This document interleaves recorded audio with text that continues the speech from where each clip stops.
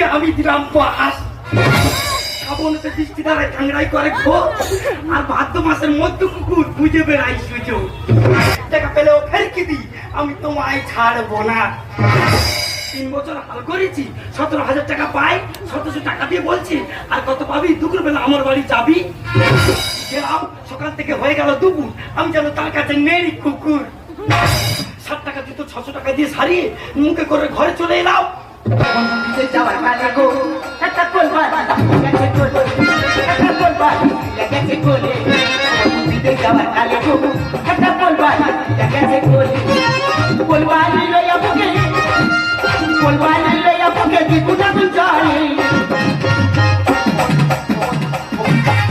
দিদি গো, সেই আমাদের ভাড়া পেয়েছু তার 6খানা হাত, আর মাঝে গিয়ে দেখি পড়ে আছে তার ভাঙা ফাঁস।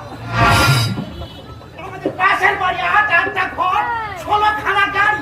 যার কাজের কথা বলি এই যাই তারা যায়। আমি নিজে জানি না আমার কি সমস্যা। সমস্যা তোমার নয়, সমস্যা তোমার জায়গায়। কেন ভাই? ও বাবা, তোমার জমি পাইতে গেলে এরকম বড় বড় ঘাস ফিট করে তোলে।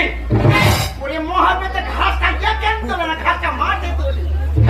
তারপর তো গেরা নোংরা খাগড়া লেগে পা হয়ে গেছে খাগড়া।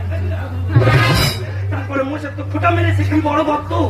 ও বাবা, কি আর মেরেছি গাড়ি, সে এক হাতে বই না ঘ্যার ঘ্যার তো। ওরে মহাবেত রাখা হে এই মুখটা তুই কি বলি?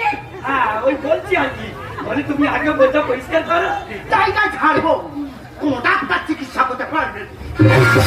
ও বাবা, এই এলাকার ঠান্ডা নয় যেন 410 ইয়ামা। এমন প্যাকর প্যাকর করে বাজাবে, ভালো কান নিয়ে আসবে, স্পিকার কেটে ঘরে চলে যাবে।